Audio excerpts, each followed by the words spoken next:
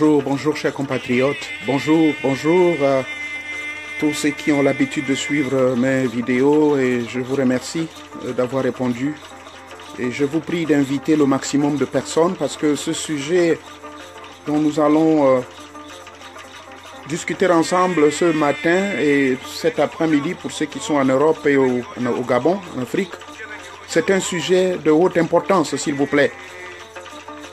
Vous avez déjà vu le thème de mon sujet que nous allons et dont j'ai invité tout le monde. J'ai invité les psychologues, ceux qui sont du corps médical, les initiés, quel que soit le milieu mystique ou spirituel dans lequel vous évoluez, vous êtes bien invités à intervenir. C'est un sujet très important et vous verrez que ce sujet, sur ce thème que je choisis, sous trois thèmes. Je m'explique. Quand vous partez de la manipulation psychologique, vous verrez au cours de mon développement avec vous que la manipulation psychologique a un rapport avec l'état somatique. Et de l'état somatique, vous verrez que ça a également un rapport avec les magies égrégoriques, le phénomène des égrégores. Dans toute société mystique, dans toute société religieuse, le phénomène des égrégores est très fréquent. Donc je vous prie, invitez le maximum de personnes pour vraiment prendre un peu avantage de ces connaissances que j'aimerais partager avec vous et que sont des connaissances qui ont été prouvées, qui ont été éprouvées et en même temps prouvées scientifiquement. Personnellement, je les ai expérimentées et également beaucoup d'autres personnes sûrement parmi vous vont expérimenter le même phénomène.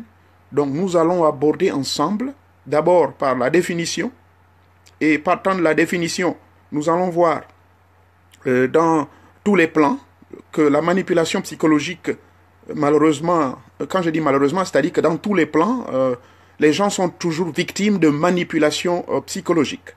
Que ce soit dans le plan familial, dans le plan du travail, dans le plan même des églises, disons dans le plan même associatif et dans le plan politique.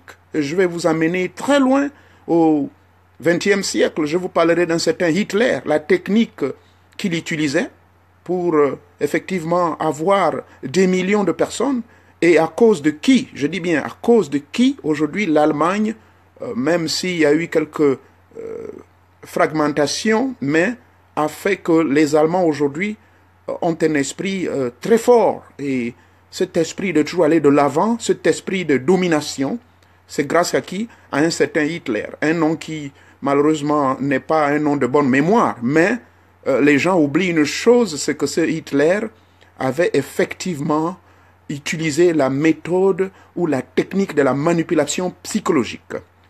Et également le phénomène de somatisme ou l'état somatique, nous en parlerons, et je vous amènerai dans le monde médical, dans le monde politique également, et dans le monde des arts mystiques, religieux et tout ça. Et enfin, le sujet qui va beaucoup prendre un peu plus de temps avec vous, car beaucoup d'entre vous, effectivement, j'essaie de voir sur la toile et sur tous les réseaux, les gens parlent en général, d'une manière générale, de phénomènes de religion. Les religions, les loges et toutes ces histoires-là. Et vous avez sûrement suivi, à chaque fois que je faisais mes interventions, je parlais toujours, j'ai toujours utilisé l'expression, tout ça, ce sont des égrégores des Blancs. Donc, nous allons donc aller dans le but du sujet, et je vais encore ici accorder 1 minute, voire 2 minutes, à tous ceux qui ne sont pas encore entrés, de pouvoir prendre le temps ici de venir suivre ma modeste, comment dirais-je, contribution. Quand je dis modeste contribution, je ne suis pas, comment dirais-je, je n'ai pas ce qu'on appelle ici, en bon français, je cherche l'expression, bon, comment vous voulez, je ne détiens pas il y a une expression qu'on utilise, pardonnez-moi, mais je ne détiens pas le monopole de la sagesse ou de la connaissance. J'utilise ici, ma modeste participation ici, c'est juste pour pouvoir, après près de plus de 40 ans dans le monde spirituel, dans le monde mystique, ésotérique, théosophique, religieux, ce sera ma simple contribution. Et vous serez même surpris, je vais vous faire des révélations par rapport à certains... J'ai participé moi-même à la création de certains égrégores. Et donc, certains je regrette et d'autres j'en suis fier. Donc, invitez le maximum de personnes, je vous prie. C'est un sujet très très important.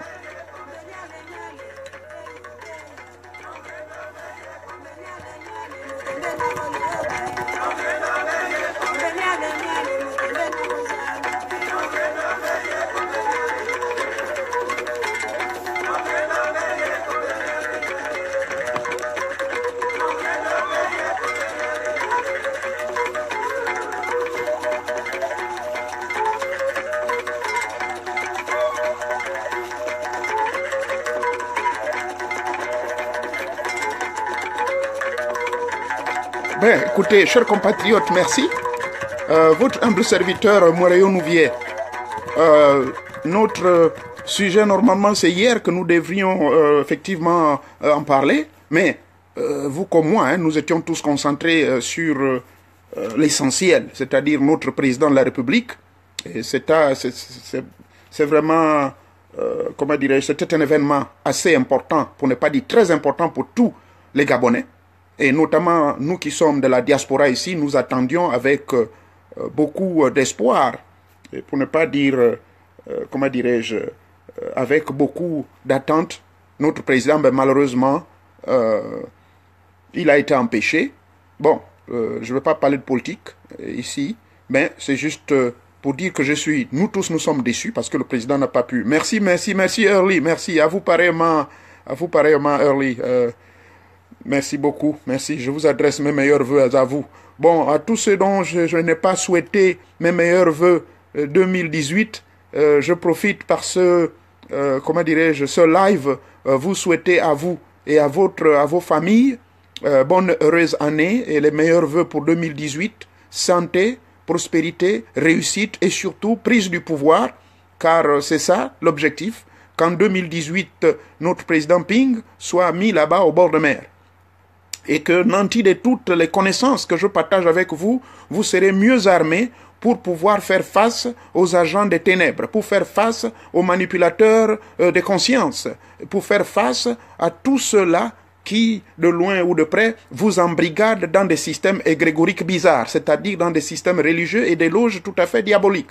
Donc c'est avec ça, c'est mon objectif que je me suis fixé pour 2018, continuer toujours dans ce même sens, mais d'accélérer à une vitesse beaucoup plus supérieure en vous amenant des connaissances qui pourront tous nous aider, n'est-ce pas, à asseoir notre pouvoir, car les miasmes du bas astral, donc tous ces éléments qui ont travaillé avec le régime Bongo, n'est-ce pas, continueront toujours malgré le fait qu'ils vont être bientôt enlevés, et pour ne pas y chasser, pour ne pas dire chasser, mais ils continueront toujours à utiliser ces techniques. Donc je vous remercie, chers compatriotes. Donc nous allons rentrer droit au but du sujet.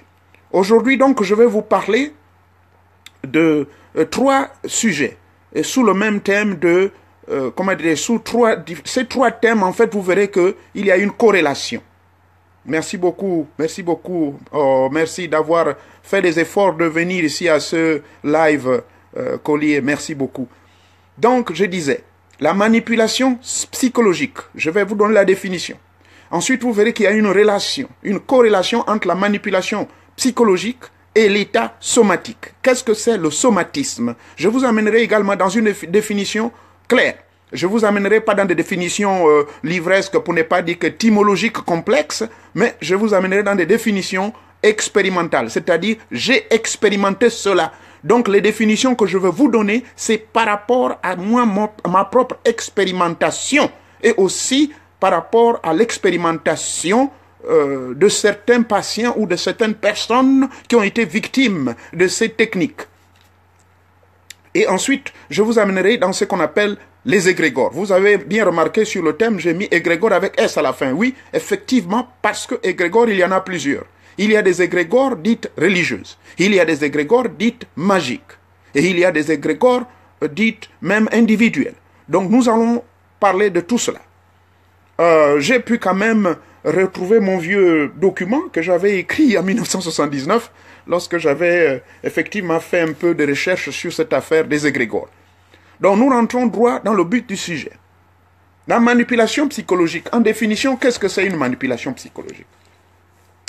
Bon, si vous prenez votre dictionnaire, vous serez sûrement d'accord avec moi que la manipulation, le terme manipulation d'abord, c'est, en d'autres termes, c'est méthode, moyen ou action de manipuler intelligemment une personne ou un groupe donné, que ce soit religieux, que ce soit politique, mais en utilisant des moyens peu orthodoxes. Et nous allons donc... je suis vraiment désolé, je ne sais pas pourquoi le son est entrecoupé, je ne sais pas trop. Bon, écoutez, je vais essayer de régler mon volume, hein. Moi je ne sais pas si c'est de mon côté. Est-ce que ça va mieux? Le son, vous le recevez bien maintenant? Parce que je crois qu'on a expérimenté même cela avec d'autres activistes là qui essayaient de faire des lives. Les sons étaient toujours entrecoupés. Je ne sais pas ce qui se passe. Bon, en tout cas, je demande à Tata Nzambe, et par la puissance de tous les génies et de nos ancêtres et de tous les archanges, les anges, les chérubins, et que merci beaucoup Early de confirmer que le son est bon. Donc, je demande une fois de plus encore ici le pouvoir mystique, le pouvoir de tous nos ancêtres, que tous les esprits puissent couvrir ce live et qu'il n'y ait aucune perturbation. Et je dis au revoir et je dis non à toutes. Hein? Merci beaucoup. Que je dis à toutes les forces occultes, je dis non à ces forces et qu'elles ne peuvent point avoir un pouvoir sur ce live. Merci beaucoup. Merci beaucoup. Merci beaucoup. Oh, d'accord, ok. Donc, revenons sur la manipulation psychologique. La manipulation, le terme manipulation, d'abord, on va on va essayer de séquer ou diviser les mots séparément. Manipulation, c'est la méthode, le moyen ou action de manipuler intelligemment une autre personne ou manipuler intelligemment un groupe donné, que ça peut être un groupe religieux, ça peut être un groupe politique, par des moyens peu orthodoxes. Et je vous parlerai de M. Hitler, ce monsieur qui a manipulé psychologiquement un certain nombre d'Allemands, des millions d'Allemands, et voire même des millions d'Européens. On en parlera de cela. Et donc, manipulation psychologique veut dire tout simplement, comme le mot psychologique venant de esprit, psychique ou psyche, donc, veut dire que on vous manipule, on joue avec votre esprit. On joue avec votre âme, on joue avec tout ce qui est esprit en vous, en vue de pouvoir obtenir quelque chose par des moyens peu orthodoxes. Voyez-vous? Donc c'est ça qu'on appelle une manipulation psychologique. Donc, la personne qui vous fait ces manipulations est nantie d'une certaine connaissance. Il a des méthodes tout à fait peu, comme je disais dans la définition, peu orthodoxes. Donc, seul lui, il connaît ce qu'il fait, c'est-à-dire qu'il vous manipule psychologiquement par la méthode, de la manière suivante. Donc, quand on parle de la manipulation psychologique, il joue avec votre subconscient. Parce que tout message qui est bien préparé au départ, avec une méthodologie bien faite, des mots bien sélectionnés, un son bien organisé, peut effectivement avoir une influence sur votre subconscient. Parce que quand il s'agit, même quand on parle de l'hypnose théâtrale, l'hypnose de spectacle, où vous verrez ces gens soi-disant magiciens posent certains actes tels que enfoncer l'aiguille ou le couteau et que vous verrez que le sang ne sort pas, ils font ces mêmes techniques-là. On appelle ça la manipulation psychologique. C'est-à-dire, l'opérateur qui est devant vous va vous mettre dans un état tout à fait passif. L'état passif veut dire qu'il va réussir à vous endormir par des mots qu'il répète, et par ces mots que la personne répète, il joue donc avec votre subconscient. Le subconscient, comme vous le savez, qui est à l'arrière de notre tête, est peu manipulable par n'importe quel individu, à moins que vous ayez des connaissances psychologiques assez poussées. Voyez-vous? Donc, c'est ça la manipulation psychologique. Dans le plan familial, c'est très courant. Un homme qui peut user de ses capacités, connaissant ces méthodes-là, peut pouvoir tromper, par exemple, sa partenaire ou son épouse. La même chose, ça va chez les femmes également. C'est-à-dire que ces mecs utilisent les capacités de la manipulation psychologique pour pouvoir justifier les actions ou justifier ce qu'ils font. Donc, ils utilisent la manipulation psychologique. Ça, je vous ai parlé dans le plan familial. Et ça, nous le savons. Nos enfants, aujourd'hui, c'est la même chose. Ils vont user des langages, des mots bizarres pour vous embrigader dans les actions qu'ils posent. Nous voyons également dans le plan politique. Il a été prouvé que dans le plan politique, c'est un moyen, la manipulation psychologique, et même il y a des séminaires qui sont donnés auprès des membres de certains partis politiques de nos jours, où on leur apprend comment manipuler psychologiquement les foules. Voyez-vous, la rhétorique politique, par exemple, ça se prépare, on apprend ça. Il y a certaines écoles qui vous l'apprennent, par correspondance ou encore sur place. Pour ceux qui ont fait sciences politiques, vous verrez qu'au cours de vos études, on va vous amener dans ces initiations-là. Ça, c'est dans le plan politique. Et vous avez vu le cas de Hitler. Hitler utilisait la manipulation psychologique pour asseoir son pouvoir. Bon, naturellement, sa manipulation psychologique, derrière cela, Monsieur Hitler, pour votre information, c'est quelqu'un qui qui était un grand mystique et qui se prenait pour une race supérieure. Il se prenait pour une race supérieure et il pensait qu'il pouvait contrôler le monde entier et il a fait passer ce message-là aux gens. Donc, il était expert dans la manipulation psychologique. Au niveau du Gabon, nous avons également ce phénomène qui est très courant. De 1974 jusqu'à 1986, souvenez-vous, le PDG avait des spots éducatifs, utilisait la radio, la télé, le fameux livre vert, pour ceux qui ont vécu à cette époque. À chaque fois, il y avait souvent un spot qui passait, je m'en souviens, qui était animé par Alain Bongo à l'époque, qui est aujourd'hui Ali Bongo Ndimba. Alain Bongo et un certain, comment on l'appelle encore, Jimmy Ondo, n'est-ce pas, avait cette chanson qui disait « Bongo l'a dit dans son petit livre vert, ohé, ohé », ainsi de suite. Ceux qui étaient de cette époque peuvent bien ici me donner raison. Effectivement, la manipulation donc psychologique, dans ce plan, s'est passé comment? Eh bien, on imposait tout le monde à rentrer dans le PDG par des slogans, et ces slogans étaient, n'est-ce pas, des messages bien sélectionnés qui devaient toucher tous les milieux sociaux, tous les foyers gabonais, donc, et ceci également accompagné de la musique. Donc, tous les moyens étaient mis à la disposition de ces derniers afin de manipuler psychologiquement les Gabonais. Bon, maintenant, dans le plan religieux, c'est la même procédure qui est utilisée. Vous prendrez, dans le cas de guérison, le cas, comment dirais-je, des miracles que vous verrez, les gens qui rentrent en transe, et toutes ces histoires que vous constatez dans les églises, voyez. Alors, comment ça se passe? Bon, le pasteur, donc, connaissant des versets bibliques bien clés, peut naturellement, au cours de sa prêche, ou au cours de son sermon, il sélectionne certains versets bibliques, lesquels versets bibliques ont un trait direct pour pouvoir toucher les cœurs des gens, pour pouvoir créer certaines émotions, pour pouvoir créer certains états émotionnels auprès, comment dirais-je, des adeptes de cette église. Alors, souvent, ce qui se passe, c'est que vous prendrez le cas de Jésus qui dit dans Matthieu chapitre 7, verset 7, que tous ceux qui croiront, tout ce que vous demanderez à Dieu vous sera toujours accordé. Vous prendrez également des versets du psaume 37, verset 25, que, n'est-ce pas, je ne sais pas si c'est le verset 37, je ne sais plus trop, où il est écrit que tous ceux qui... j'ai grandi, j'ai vieilli, je suis né, j'ai grandi, j'ai vieilli. C'est le David, bien sûr. Je suis né, j'ai grandi, j'ai vieilli. Je n'ai jamais vu le juste être abandonné, n'est-ce pas, à lui-même, ni voir sa descendance quémander du pain. Donc le pasteur va prendre ce verset pour stimuler votre foi, pour stimuler votre esprit, pour vous dire qu'il faut croire à cela. Même si, à l'heure où vous êtes présentement, vous êtes pauvre, à l'état pauvre complètement.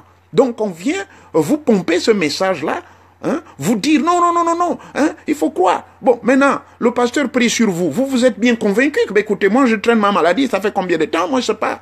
Ou bien, je cherchais le travail par tous les voies et moyens, j'ai envoyé les résumés, ça et là, mais le pasteur vient me faire croire que moi je vais gagner. Bon, moi je sais pas moi. Donc voilà, le pasteur donc qui va vous convaincre. À un moment donné, je ne sais pas si vous avez fait cette expérience, ou vous partez dans les églises. Il y a certains qui me suivent là, qui viennent à peine de sortir de l'église. Le pasteur va vous dire, non, il faut croire, il faut croire. Ah, mais pasteur, j'ai essayé. Non, mais c'est votre foi, mon Dieu, c'est votre foi. Bon, allons-y dans la Bible. Qu'est-ce que la foi, selon la définition de la Bible? La Bible nous dit que la foi, c'est la ferme attente des choses que l'on espère, des choses que l'on ne voit pas, mais dont nous avons espoir que ça va se matérialiser, mais que c'est dans notre tête. C'est ça, c'est la définition de la foi. C'est la substance des choses. Substance veut dire quoi? Vous créez vous-même certaines attentes dans votre mental Et vous criez ça. Bon, maintenant, ce n'est pas donné à tout le monde. Ça, le pasteur n'explique pas, ou le prêtre n'explique pas à son adepte que non, la foi, ça se développe. La foi n'est pas forcément un don. Parce que certains disent, oui, la foi, c'est un don. Bah, écoutez, comment c'est un don? Il y a des gens qui partent de l'état d'athée, qui ne croient en rien, mais quelque temps plus tard, ils finissent par croire en Dieu. Vous allez me dire, donc, ce type qui est athée, si la foi est un don, alors pourquoi alors il ne manifeste pas cette foi? Donc, la foi, elle se développe.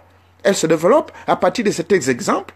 D'ailleurs, le verset, comment dirais-je, à partir du verset 9 du même livre de la Bible qu'on appelle Hébreu, développe, à partir du verset 9, on donne les exemples d'Abraham, on donne les exemples de Moïse, que c'était par la foi qu'Abraham, malgré son âge avancé, a fini par accepter que non, il va toujours faire un enfant à l'âge de 100 ans.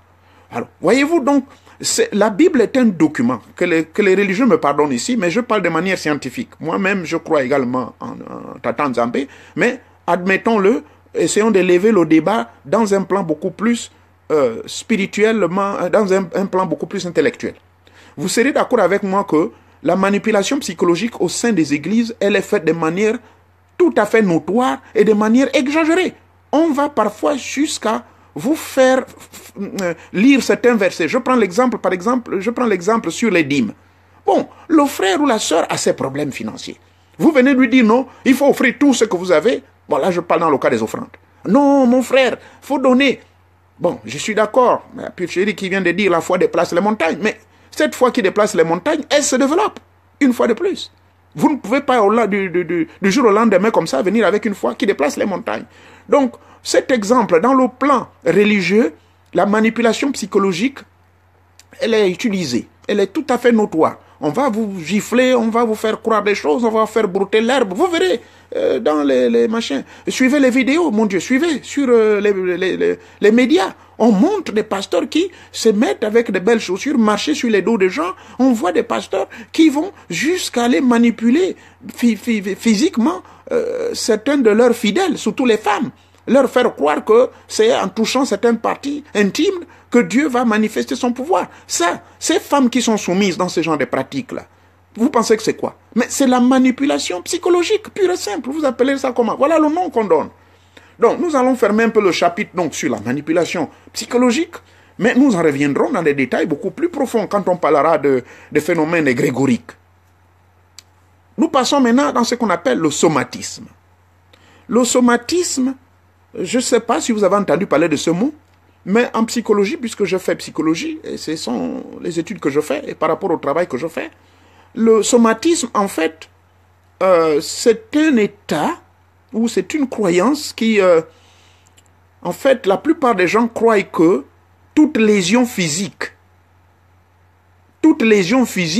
ou tout problème physique proviendrait de l'état émotionnel ou mental de l'individu.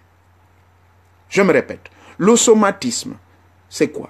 C'est en définition la croyance selon laquelle toute lésion physique, en d'autres termes, tout problème physique serait relié ou serait lié à notre état émotionnel et mental. Ok? Vous avez sûrement entendu parler, pour ceux qui ont fait, qu'on appelle ça, pour ceux qui ont fait psychosexologie. Comme moi, j'ai un certificat sur ça. En psychosexologie, ça veut dire quoi? La psychosexualité, on vous apprend que, par exemple, l'impuissance, souvent, 90% des hommes qui sont impuissants, c'est un phénomène psychosomatique. Ça veut dire quoi? Psychosomatique. Bon, ça veut dire que, de la tête, si vous vous programmez vous-même, d'abord, individuellement, si vous vous dites que, ah, là, quand j'aurai 60 ans, ou bien quand j'aurai 70 ans, quand j'aurai 60 ou 70 ans, alors sexuellement, je serai plus capable de mieux satisfaire mon épouse. Donc, vous vous prédisposez psychologiquement à cet état de fait, et puis, qu'est-ce qui va se passer? Physiquement, vous serez atteint.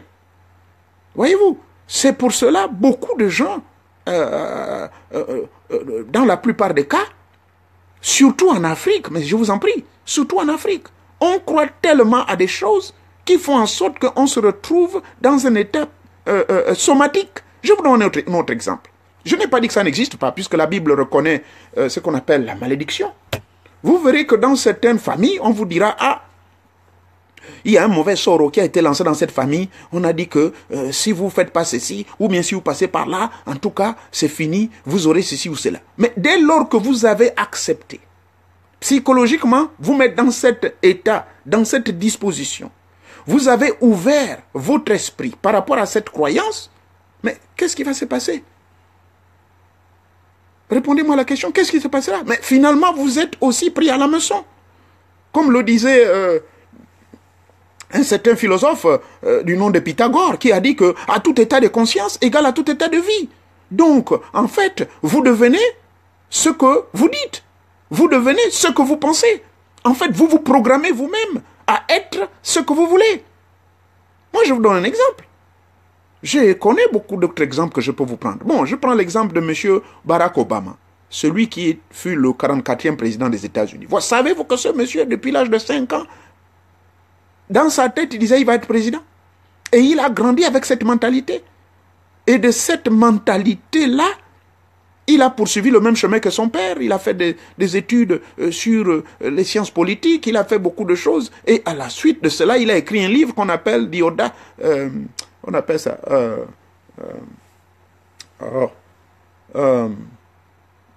le pouvoir de l'audacité. Quelque chose comme ça. Hein? Donc, par rapport à cet exemple, c'est pour vous dire que il y a des gens, vous-même, vous êtes, comment dirais-je, l'entrée et la sortie de vous-même. En d'autres termes, si vous êtes embranché dans ces croyances, on vous dira que non, si vous faites ceci, vous allez être maudit. Ou bien dans la famille, il y a ceci, ça maudit toute la famille. Vous vous branchez inconsciemment. Vous vous branchez inconsciemment dans cette croyance et par conséquent, tout ce qui vous arrivera est somatique. J'ai pris encore l'exemple pour revenir sur ça, le cas de l'impuissance. Si vous croyez que, parce que le docteur vous a dit, ben écoutez, parce que vous faites ceci, cela, moi je vous donne un exemple. Bon, parce qu'on appelle ça le BMI ici. Hein? BMI, c'est en fonction de votre taille, je ne sais pas comment on appelle ça en français, mais ici on appelle le BMI. Le body mass et tout ça. Donc, quand vous partez voir le médecin, vous vérifiez votre poids, mon cas, j'ai 5,11, je crois que c'est l'équivalent de 178 cm, c'est ma taille. 178 cm de la taille correspond normalement à un poids moyen de 70 kg. Or, en ce moment, je fais 4,28. Alors, pourquoi je fais 4,28? Mais c'est parce que je suis dans les arts martiaux, je fais beaucoup du poids et pourtant je suis végétarien, je ne mange pas de viande moi.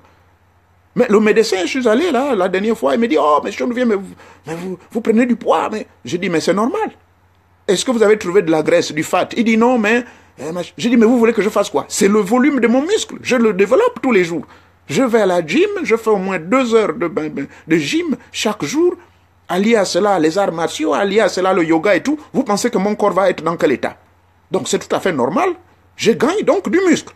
Ce muscle n'est pas forcément de l'eau ou de graisse à l'intérieur. Mais c'est simplement le muscle qui y est. Et je suis un certain régime alimentaire. Je ne mange pas de viande, donc je mange beaucoup de protéines, j'ai beaucoup de vitamines, je prends des suppléments de différentes vitamines et tout ça qui sont biologiques, tout un tas de choses qui font en sorte que mon corps soit à l'état où je suis. Bon, maintenant, il est allé vérifier si j'ai un problème de cholestérol et tout ça, il a vérifié, il n'y a rien. J'ai dit, alors, comment expliquez-vous cela? Vous me demandez, moi, de perdre le poids. Donc, maintenant, j'ai changé mon régime, donc, au niveau de la gym. Qu'est-ce que je fais? Je travaille beaucoup plus au maintien et à la cassure de mes muscles. C'est-à-dire, je suis obligé de rendre mon corps beaucoup plus sec. Alors, j'ai fait cela, ça fait 2 mois, mon corps devient de plus en plus sec, mais le poids reste le même. Alors, je suis allé voir le médecin me dit, mais vous êtes un cas. J'ai dit non. C'est pour vous dire qu'on peut, dans ce cas de figure, pour ne pas être hors du sujet, toute lésion physique, tout ce qui vous atteint dans le plan physique, c'est vous-même qui le provoquez. C'est vous-même qui croyez en cela. Donc, le somatisme, ce n'est que simplement la croyance qui consiste à dire que tout ce que j'ai dans le plan physique vient de l'ambiance mentale ou psychologique. Et surtout, les médecins vous diront la même chose. Oh, mais non, ça c'est une maladie imaginaire. Mais docteur, j'ai bien mal ici. J'ai mal ici. Et pourtant, vous êtes bien convaincu que vous avez le mal. Le médecin va faire tout, on vous envoie faire des examens, on ne voit rien. Ah, voilà donc maintenant, le sorcier profite, ou encore le nganga ou le guérisseur, donc dans cet état de situation, profite à son titre de dire, ah, vous avez vu, moi je vous ai dit que c'est votre oncle qui vous mange, c'est votre grand-père qui vous mange, venez me voir. Et voilà, vous partez chez le nganga qui va faire ses simulacres, il va faire tous ces zigzags qu'il va faire, et puis vous branchez dans ce qu'il va vous dire. Parce que lui aussi, il va utiliser ce qu'on appelle la manipulation psychologique. Au cours de sa consultation, il va vous dire, vous avez vu, le médecin, est-ce qu'il a trouvé quelque chose? Non. Alors, je vous ai dit quoi? Hein? On vous dit que vous croire à ce qu'on vous dit au village, vous ne voulez pas comprendre. Mais c'est ta tante, tu ne voyais pas? Mais en plus, ça peut être vrai, mais ça peut être faux. Il a des gens qui lui renseignent. Le temps qu'il vous demande d'aller voir, d'aller prendre rendez-vous avec lui dans 1 semaine ou dans 2 semaines, mais il se renseigne au sein de la famille. Oh, mais est-ce qu'il s'entendait avec sa tante? Non. Oh, mais est-ce qu'il s'entendait avec son grand-père là? Non. Ah, bon. Donc, il prend ces éléments. Écoutez, n'allez pas me dire ici que je doute de la véracité spirituelle de certains de nos frères spiritualistes ou qui croient à nos croyances de chez nous. Je ne l'ai pas dit du tout. Mais, malheureusement, il y a parmi aussi des macros. Donc, c'est comme ça. Donc, l'état somatique dans lequel vous vous trouvez fait en sorte que vous avez créé vous-même ce que nous appelons en médecine une maladie imaginaire. Donc, c'est vous seul, à vous seul pour guérir. Ça, c'est scientifiquement prouvé. Vous devez donc changer votre procédure par ce que nous appelons en psychologie des affirmations psychologiques. Une affirmation psychologique, c'est quoi? C'est un état de fait où vous vous isolez vous-même, vous faites un travail dans vous-même et en vous-même, où vous répétez, par exemple, des phrases de réparation de vous-même. Je suis parfait, il n'existe aucune maladie à moi, les cellules de mon corps sont complètement réparées, les cellules de mon corps sont parfaites, je vois une lumière de guérison qui descend en moi, je vois ceci, cela. Donc vous faites votre propre travail de réparation, puisque le médecin vous a dit non, il ne voit rien du tout. Mais vous continuez à vous plaindre, j'ai mal ici, j'ai mal là, j'ai ici là, oh ça ne va pas, oh, ça arrive surtout aux gens qui sont sensibles à tout événement, à tout moment événementiel dans leur vie, à tout événement, c'est fini, ils paniquent. Il faut éviter ça. Vous allez créer des ouvertures, des choses dans vous-même. Mais qui crée cela? C'est vous-même. Vous vous ouvrez vous-même et vous prédisposez à ces maladies imaginaires. Donc, le nganga ou le mec qui sait maîtriser les feuilles de la brousse, certes, il peut faire son travail, mais il y a certains qui sont des faux. Hein? Puisque je suis dans le boutique, je sais de quoi je parle. Moi, j'ai observé. Il y a certains qui sont des faux qui vont vous dire, oh, mais moi, qu'est-ce que je t'avais dit? Hein? Ta tante, hein, de son vivant, ta tante là, ou bien même elle est là-bas en France, est-ce que vous entendez? Non. Là, on parle de quoi? Manipulation psychologique. Ton grand-père là, en 1990 là, ce qui s'était passé entre vous deux, vous étiez même battus, tout. Mais c'est logique si on se bat qu'il n'y a pas eu réconciliation. Bon, il y aura cette situation de, oh, écoute, moi je ne veux plus entendre parler de ce mec, même s'il ne vous a rien fait. Voyez-vous? Donc, ces manipulateurs psychologiques vont profiter de cet état de choses pour pouvoir vous faire croire que la maladie dont le médecin n'a pas vu, dont les tests ont été faits, qui est négatif, rien ne montre, rien, il n'y a rien dedans, c'est votre oncle ou votre tante qui vous mange. Voilà, il va vous dire pour la facture. Allez, vous me donnez, bon, comme c'est vous, hein. On ne dit jamais la vérité, comme c'est vous, mais ça veut dire quoi? Quel est ce langage de comme c'est vous? Bon, mais comme c'est toi là, bon, moi, et puis on se connaît, bon, c'est mon ami qui m'a introduit à vous là, déposer 750 000 francs CFA. Ou vous tapez les mains sur la tête, tu vois, je gagne 180 000 francs, pauvre fonctionnaire, mais je vais trouver 750 000 francs. Mais non, c'est pas un problème, je comprends. Mais, écoutez, vous pouvez faire des paiements sommaires. Donc, vous allez payer petit à petit, mais en temps, vous restez ici. Vous êtes obligé de rester ici dans mon bandia jusqu'à ce que la guérison s'en suivra et que vous aurez le résultat escompté. Voyez-vous, manipulation psychologique. Donc, nous allons quitter dans cet état de choses. En fait, je vais même vous dire un exemple, les compagnies pharmaceutiques. Parlant justement de l'étape somatique et des manipulations psychologiques. J'ai un exemple que je vais partager avec vous. Ceux qui sont ici aux États-Unis ont sûrement suivi un documentaire qui a été fait par ABC. C'est une chaîne de télévision américaine. Le titre était beaucoup plus basé sur l'escroquerie des Chinois vis-à-vis des Américains, voire du monde entier. Alors, parlant justement de tout état, ce qu'on dit à tout état d'esprit égal à tout état d'esprit égal à tout état physique, eh bien, les Chinois ont réussi, vous verrez même online, éviter, pour les gens qui veulent dépendre des anabolisants là, moi je ne crois pas aux anabolisants, je ne les utilise pas du tout, Si je veux améliorer mon cerveau, je veux améliorer ma vie sexuelle ou quoi, je me base sur un régime alimentaire dont je connais les composantes. En tant que Nganga, je connais les feuilles, les plantes ou les aliments qui conviennent à mon organisme afin de me permettre l'adrénaline d'aller à une vitesse supérieure. C'est tout, c'est clair. Bon, mais écoutez, les Chinois ont donc fait ce qu'on appelle l'imitation du Viagra. Ils ont réussi à fabriquer le Viagra et ce Viagra, ils le vendaient en ligne 2 à 3, voire 5 dollars un comprimé. Pour votre information, je ne consomme pas le Viagra. Moi, je discute avec des gens que je fais des traitements somatiques, là, psychosomatiques. C'est-à-dire, je fais des guérisons spirituelles pour eux qui, beaucoup, sont tombés dans ce piège parce qu'ils en avaient marre d'aller voir les médecins. Et vous savez, le vrai Viagra original coûte 100 dollars le comprimé, s'il vous plaît. Pour ceux qui doutent, vous pouvez vérifier. Ceux qui sont en France, allez-y vous consulter. Le vrai Viagra fabriqué par Pfizer, le grand pharmacien qui fabrique ce comprimé-là, avec tous les ingrédients naturels, ce comprimé, un seul comprimé peut aller jusqu'à 100 dollars, l'équivalent de 50 000 francs CFA, un comprimé. Mais maintenant, comme il y a des gens qui sont tellement esclaves de ces, moi je les appelle les anabolisants, c'est-à-dire qu'ils ne peuvent pas fonctionner sans un comprimé au point d'annihiler l'effet de leur volonté dans tous les 5 sens de leur corps, car dépendant de tous ces anabolisants, dépendant des comprimés, dépendant de ceci et de cela, ils ont donc fait ce qu'on appelle un craquage de leur volonté, un craquage de leur esprit. Donc leur esprit ne peut plus fonctionner sans ces éléments extérieurs qui viennent en fait empoisonner votre corps. Alors, à ceux-là, donc, qu'est-ce qui s'est passé? Ils ont vu que le comprimé coûte trop cher chez le médecin. Alors, online, vous verrez Cialis, vous verrez Viagra, vous verrez beaucoup là. On les vend 5 dollars, 2 dollars. Alors, le documentaire ajoute que ces Chinois, donc, ont ce réseau bien implanté. Ils ont donc leur website, donc le site internet dans lequel vous commandez ces comprimés-là. Alors, ils ont commandé, beaucoup ont commandé ces comprimés. Au lieu de se poser la question, mais mon Dieu, le vrai là coûte 100 dollars, un seul. Donc, 50 000 francs CFA, un seul. Mais comment on va me vendre un qui coûte l'équivalent de 250 francs CFA ou bien 500 francs CFA? Rien, ils ne se posent pas de questions. Parce que psychologiquement, ils veulent satisfaire leur libido, ils sont contents de pouvoir satisfaire les 1001 maîtresses qu'ils ont à gauche, à droite, ils se précipitent et ils commandent ces comprimés-là.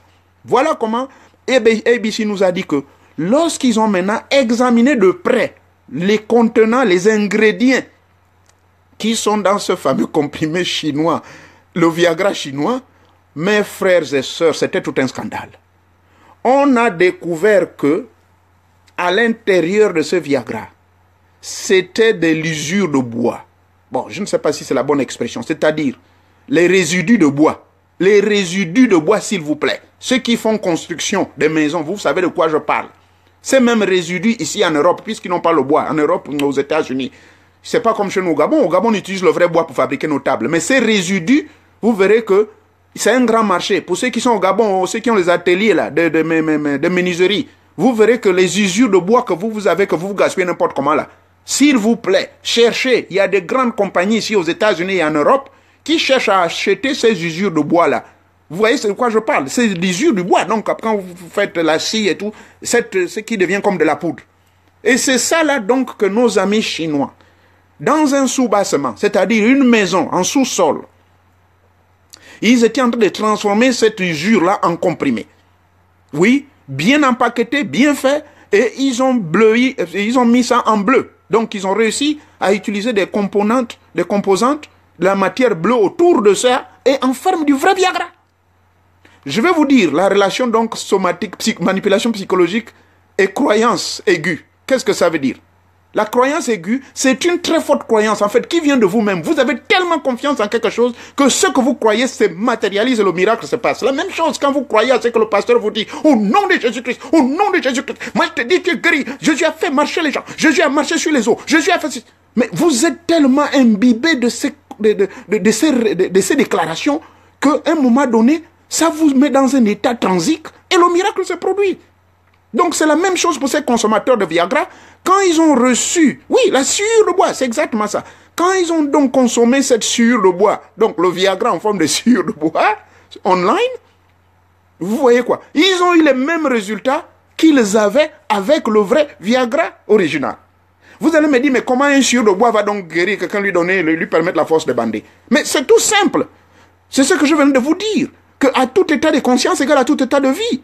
Tout ce qu'on vous fait croire fera de vous ce que vous voulez être. Hein? Ils ont cru tellement au vrai Viagra qu'ils utilisaient, mais tellement ça coûtait cher. L'effet donc somatique dans le plan physique reste le même. L'effet psychologique escompté reste le même. Le résultat donc escompté reste le même. Mais ces résultats escomptés restent le même par rapport à qui? Mais c'est par rapport à vous, à votre esprit, à l'ouverture de votre esprit. Parce que votre esprit, c'est l'entrée de votre temple, c'est l'entrée en vous. Voyez-vous? Donc ces mecs-là ont consommé le fameux comprimé. Mais c'était tellement amusant que quand ABC a parlé de ça, ils ont dit non, mais il y a toujours des millions de gens qui achètent. Parce que ils ont constaté que les résultats sont les mêmes. Pourquoi? Ben, nous, en tant que psychologue, on a essayé de chercher et analyser, on s'est rendu compte que c'est dans la tête. Tout se joue dans votre tête, s'il vous plaît. Que ce soit quelqu'un qui vous manipule. Si vous arrive quelque chose, c'est vous-même qui l'acceptez. Quelqu'un qui vous manipule, vous-même, vous pouvez refuser sa manipulation. Rappelez-vous que l'apôtre Paul, quelque part dans la Bible, dit « Vous êtes le temple de Dieu.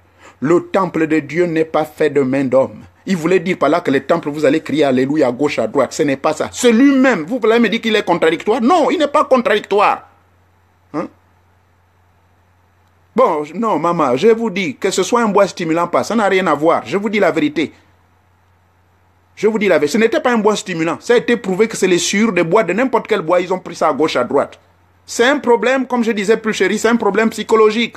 La même chose, lorsque vous êtes devant le médecin, moi je vois ça tout le temps, quand les médecins viennent, les malades viennent se faire consulter. Oh yo, j'ai ceci, j'ai cela. Mais on a tenté tous les comprimés, ça ne marche pas. Bon, maintenant, puisque je vous dis, le corps médical là, hein, personne ne me dira le contraire, si parmi vous là, parmi vous, les infirmiers, les médecins, tous les membres du corps médical, vous recevez une formation, enfin nous recevons une formation intense sur la manipulation psychologique. Surtout les médecins et les psychologues, on nous donne cette formation-là. Comment on peut manipuler psychologiquement les gens? Vous voulez que je vous dise quoi? C'est la vérité. Donc, ça n'a rien à voir avec un bois stimulant qu'ils auraient utilisé. Non, c'est un problème plutôt d'ouverture de l'esprit. C'est tout. Le comprimé, je vous donne un exemple. Le médecin vient vous voir. Oh, docteur, ça ne va pas. Le médicament que vous m'avez donné là, vraiment, je ne sais pas. Ou bien surtout si la personne a des informations que non, le fait de trop consommer la nivaquine, oh ça donne les maux de ventre, oh ça fait ceci, cela, oh non, ça me fait mal au ventre. Vous avez donc un refoulement naturel par rapport aux ingrédients ou le contenant de votre comprimé. Voyez-vous? Donc, le fait que vous... Non, ce n'est pas le bois bandé, pardon, laissez ça. Les Chinois, ils ne connaissent pas ces histoires. Le bois bandé, on ne trouve ça que chez nous au Gabon là-bas. On appelle ça comment encore bon, le nom va me revenir. Hein. Il y a le rabi, il y a un autre nom là, le satan bwanda, voilà, le satan bwanda. Donc, laissez-moi l'histoire des bois bandés. Les Chinois ne connaissent pas ces histoires-là. Bon, c'est vrai qu'il y a le truc, la poudre de la corde de riz résonnant, oh mon Dieu, le mot maintenant m'échappe en français. Rhino. Quelqu'un qui m'aide ici. Le rhino. Le rhinocéros. Voilà, rhinocéros, l'éléphant de l'eau. Vous savez que les défenses des rhinocéros là, les Chinois à un moment faisaient trop la chasse à ça parce que effectivement, ils fabriquaient un produit aphrodisiaque à base de cela. Ça coûtait très cher, hein, ça ne coûte pas $5. Ils vendent juste, voilà, le rhinocéros, merci beaucoup. Donc les cornes de rhinocéros là, plus la queue de la panthère, ça c'est chez nous là-bas dans le Guevindo. Ça on connaît le pouvoir de la queue de la panthère. Bon, je ne vais pas rentrer dans ces détails techniques. Mais c'est juste pour vous dire que quand le médecin, ça on nous a appris ça. Hein, dans les écoles de médecine on nous l'apprend. En psychologie on nous a appris ça. Que la manipulation psychologique reste le seul dernier recours pour pouvoir convaincre un patient afin d'accepter ce que vous lui donnez. Je répète. La manipulation psychologique reste le seul recours épatant et très efficient pour tout patient qui se rebelle à tout ce qu'on lui propose ou quoi que ce soit. Et c'est ça. Donc il faut le convaincre. Et pour le convaincre, vous êtes obligé de faire des manipulations psychologiques. Pour ceux qui n'étaient pas au début, je vous ai dit, la manipulation psychologique, c'est quoi? C'est les moyens ou la technique qui consiste à manipuler ou à pouvoir, comment dirais-je, utiliser votre esprit, à vous faire croire quelque chose dont vous n'êtes pas forcément convaincu de la chose. Mais il suffit de vous endormir. Et pour vous endormir, on passe par votre subconscient. Car le subconscient, c'est la voie et le canal par lequel tout bon manipulateur, tout bon psychologue, tout bon psychiatre, tout bon, je vous dis, tout bon magicien peut facilement vous atteindre. C'est par votre subconscient. Mais dès lors que votre subconscient devient sensible à la déclaration du conscient de l'un, alors votre conscient reste soumis aux caprices du subconscient. Parce que le subconscient, à force de tellement recevoir des messages trop prononcés, trop programmés, trop forts, selon la programmation du technicien, tellement il est très fort dans sa manipulation. Je vous donne l'exemple de Hitler. Il dit son message, il persiste, et il a bien sélectionné des mots très puissants et trop forts qui vont créer ce qu'on appelle une surexcitation au niveau de votre subconscient. Alors votre subconscient étant un centre très sensible à tout message extérieur, n'a pas de choix, n'a d'autre choix que de relâcher automatiquement la demande au niveau de votre conscient. Et c'est là où on assiste au phénomène des miracles, au phénomène de prise de conscience immédiate, au phénomène de trans, au phénomène de toutes sortes de panique et au phénomène d'accepter les poulets, les cuisses de poulet données par Ali Bongo, les cuisses de poulet données par les politiciens. Pourquoi? Parce que derrière le message que le politicien vous balance, il y a ce qu'on appelle une manipulation psychologique qui consiste à frapper très fort dans votre subconscient.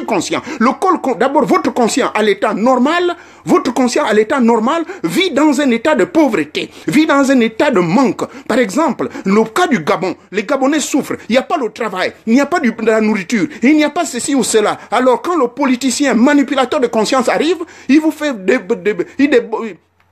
il vous dépose le carton de cuisses de poulet, il vous dépose les casiers de bière, il vous dépose tout ce qu'il va vous déposer. Qu'est-ce qui va se passer? Il réussit par là à vous manipuler psychologiquement, car votre conscience est complètement dominée par les apparences environnantes, directes et indirectes. C'est pour cela qu'on vous apprend à vous initier. C'est pour cela qu'on vous demande d'être fort de votre conscience, de contrôler votre conscience. Et pour contrôler votre conscience, il faut savoir dire non à toute manipulation psychologique.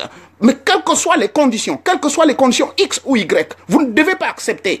Mais dès lors que l'environnement direct ou indirect a un impact dans votre vie de tous les jours, donc votre conscient, le conscient c'est qui? C'est vous, c'est moi qui parle, que vous voyez, c'est ça le conscient.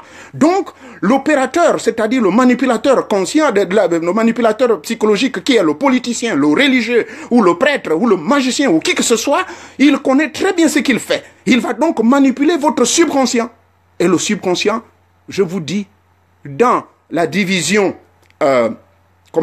spirituelle, quand vous allez étudier la cosmogonie humaine ou la cosmologie humaine, quand on va vous apprendre dans l'initiation, l'homme est divisé en trois. Et dans cette triplicité, on vous donne les différentes étapes, les différentes formations qu'il faut suivre. Dans le plan physique, c'est pour cela tout initié, tout homme qui est dans les histoires des arts magiques ou dans les loges, un vrai, comme Bernard Lancelot que j'ai connu, qui m'a initié dans l'hypnose du spectacle, comment hypnotiser les gens, les endormir et tout ça. Ce monsieur est connu en France, Bernard Lancelot. Aujourd'hui, il est le président d'un groupement qu'on appelle encore comme Alpha International.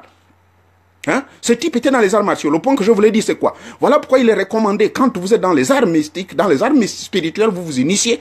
Il faut également vous initier dans la formation de votre corps physique, faire des arts martiaux. Par exemple, le karaté, le kung-fu, l'aïkido, quoi que ce soit, ou le yoga, ça permet votre corps physique d'être également formé. Et ensuite, vous passez dans la formation astrale. Dans votre corps astral, vous devez également apprendre comment sortir en vampire, de vous déplacer dans l'espace et le temps en prenant certaines connaissances ésotériques. Comment former votre âme. Qu'est-ce que vous devez consommer. Voilà pourquoi en tant que vrai initié, moi ça c'est mon avis à moi, c'est pas tous, il y a ceux qui continuent à manger les viandes. Mais moi je ne mange pas de viande et je n'accepte pas cela et je ne crois pas en cela. Devenez végétarien. Quand vous devenez végétarien, vous verrez votre travail évoluer de manière beaucoup plus rapide.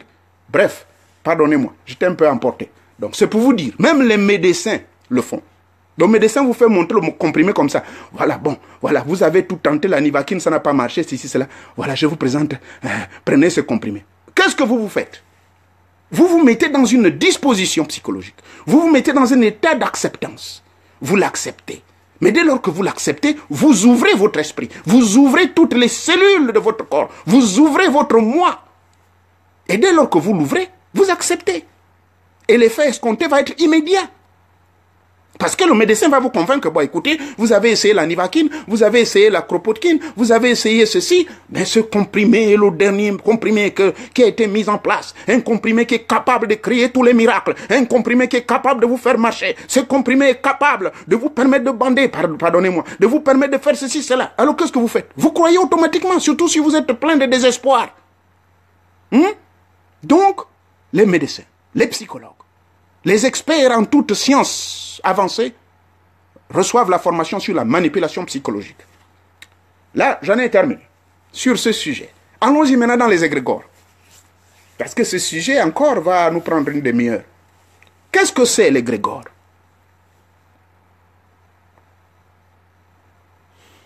Merci beaucoup. Donc, je constate que...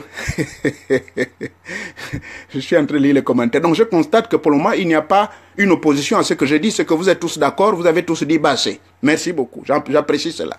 Nous allons donc passer au troisième. Vous, inconsciemment, j'ai dû, au cours de mon développement, j'ai dû vous faire démontrer par A plus B qu'il y a une relation sine qua non entre la manipulation psychologique et l'état somatique. Ce qui vient de rentrer, l'état somatique, c'est quoi? C'est cet état d'esprit qui nous fait croire que tout ce que nous avons dans le plan physique dépendrait de nos états émotionnels et mentaux. Et ça fait en sorte que, bon, maintenant là, si je n'arrive plus à me mettre debout là, c'est parce que je suis vieux, oh, c'est parce que la femme là, elle est trop grosse, oh. Mais non, c'est faux. C'est vous-même qui vous programmez cela dans la tête. Eh bien, c'est vrai aussi que c'est vrai également que l'homme est influencé par ce qu'il voit.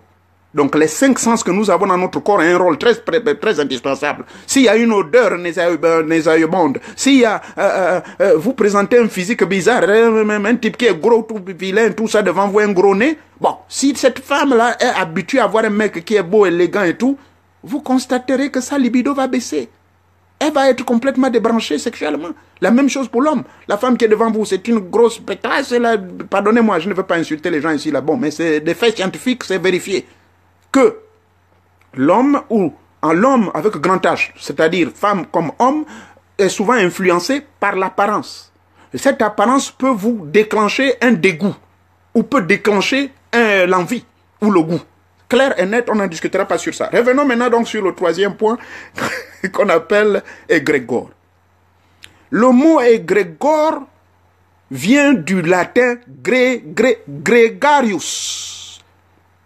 G-R-E accent aigu. G-A-R-I-U-S. Égrégore, c'est en français. Ça vient du latin gregarius. Naturellement, latin et grec, c'est apparemment la même chose. Maintenant, en grec, on dit egregoria. Ça, en latin, ils disent egregoria. Et plutôt en grec. Mais en grec, c'est Gregorius. Et ça veut dire quoi? On a défini ça comme entité. Et les Grecs diront antitas. Et c'est quoi alors? On nous dit que c'est un être fragile qui est créé à partir de quoi? Je vais vous expliquer dans les détails. Cet être-là prend naissance à partir d'un individu. Pardonnez-moi. Moi-même qui vous parle, pour ceux qui ont suivi mes vidéos au début, je vous ai dit que j'avais l'habitude de fabriquer les génies familiers. Les génies familiers, c'est quoi? Ce sont d'abord, ces génies familiers de support, c'est des bois. Vous coupez les bois, mais pas n'importe quel bois. Voilà, j'utilise donc mon savoir nganga du côté du Bouti. Vous utilisez le bois, mais on ne choisit pas n'importe quel bois. Vous prenez ce bois, vous le taillez et vous le mettez en forme d'un homme. Et dans ce bois-là, vous allez donc faire certaines opérations magiques que nous appelons faire des transferts des énergies électromagnétiques. En d'autres termes, cette technique-là, on l'appelle dans les arts occultes le transfert, c'est un autre terme là, les transferts des énergies magnétiques ou la talismanie pratique. Merci beaucoup. C'est ça le terme. Nous appelons cette manière de faire talismanie pratique. La talismanie pratique est une technique qui consiste à transférer par des techniques gardées secrètes par l'opérateur lui-même. Donc, cette technique consiste à, le mot encore manipulation vient, consiste donc à faire des manipulations psychologiques, des manipulations des forces de l'au-delà, manipuler donc les forces éthériques manipuler les forces magnétiques, manipuler les forces spirituelles, manipuler les forces angéliques, manipuler les forces de l'au-delà, manipuler les forces même planétaires. Parce qu'il y a certaines planètes qui sont gérées par certains esprits, qui sont gérées par certains archanges, qui sont gérées par certains dieux, X à la fin, oui.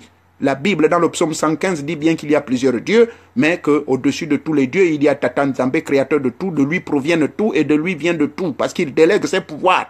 Donc tout autour de lui, personne ne peut me dire le contraire, il y a délégation de pouvoir. Tout comme sur Terre, il y a un président, et ce président, il y a un premier ministre, il y a des ministres et tout, les conseils et tout ça. C'est la même chose dans le plan astral et supérieur. Maintenant, dans le cas des égrégores, le mec, je disais un individu, il sait comment manipuler, il fabrique son Dieu. Il fabrique plutôt son entité ou son égrégore à partir de son réceptacle. Le bois qu'il taille, la poupée qu'il a, c'est ça le réceptacle. Réceptacle veut dire que cette poupée-là, différence entre énergie et un esprit. Oh là là, il y a une différence effectivement. L'adrénaline dans le plan humain peut être confondue à l'esprit. Ça n'a rien à voir. Ça dépend dans quel contexte nous parlons. L'homme a en lui ce qu'on appelle le corps d'abord physique qui est le corps le plus grossier que nous voyons. Hein? Parce que nous sommes sur la planète Terre. Mais si vous partez sur la planète Mars, votre corps va être différent. Si vous partez sur la planète Vénus 4, votre corps va avoir une autre forme. Parce que ça dépend de la pesanteur, ça dépend des lois, des 4 lois cosmiques de la loi et de la nature. C'est-à-dire air, feu, eau, terre. Ça dépend. L'esprit. L'âme, votre âme, est la deuxième partie de votre existentialité ou de l'expression de Dieu en vous. Et ensuite, vous avez l'esprit. Bon, maintenant, dans la définition religieuse, si vous prenez maintenant le mot énergie, je peux comparer cet esprit qui est séparé, qui est la force. L'esprit qui est la force transcendantale, la force qui permet toutes les cellules de votre corps de s'activer et de vibrer. Ça, c'est ça que certains appellent d'une manière unanime l'esprit. Mais l'âme est différente. L'âme, c'est la divinité, c'est-à-dire c'est Dieu exprimé en vous. Souvenez-vous dans Genèse chapitre 1, verset 27. Dieu créa l'homme à son image et l'homme devint la ressemblance de Dieu. En d'autres termes, l'homme est une particule de Dieu. Tous les êtres humains dispersés sur terre, ce sont des particules dispersées de Dieu. C'est-à-dire que l'homme est la matérialité ou l'expression de Dieu sur terre. L'homme est l'expression de Dieu sur terre. Donc maintenant, l'énergie n'est autre que cette force transcendantale, cette force universelle, cosmique, qui peut être individualisée en soi ou universalisée, ça dépend, qui vous permet de voyager dans l'espace et le temps à travers un autre corps qu'on appelle l'âme. Donc l'âme vous permet de voyager dans l'espace et le temps par rapport à quoi? Par rapport à l'esprit. Et maintenant, quand vous êtes dans le plan physique, vous avez la force. Merci beaucoup. Oui, c'est ça. C'est la parcelle de Dieu en nous. C'est pour cela que je l'ai dit, ce sont les particules. Toutes les particules dispersées ça et là sur Terre, ce sont les âmes. Et tous nous formons Dieu dans son existentialité et son expression. Ça, c'est notre grand sujet important. Ça risque de choquer les chrétiens, ça risque de choquer les religieux. En d'autres termes, vous et moi qui sommes ici, nous sommes Dieu exprimé. Et ce serait insensé d'aller me mettre à genoux et dire encore Dieu, viens, viens, viens. Tu vas crier Dieu pour aller où? Tu es déjà Dieu sur Terre, tu cherches qui? Parce que Dieu t'a déjà tout donné depuis le début de la création. Mais pour comprendre ces phénomènes, effectivement, il faut vous initier. Voilà pourquoi vous verrez que quand je vais rentrer en profondeur dans ce cadre des égrégores, l'homme, vous devez rester loin de toutes ces manipulations psychologiques-là. Vous devez rester loin de ces histoires des égrégores. Vous devez rester loin dans ces conneries-là. Pourquoi? Parce que quand vous vous initiez, seule l'initiation vous dira qui vous êtes.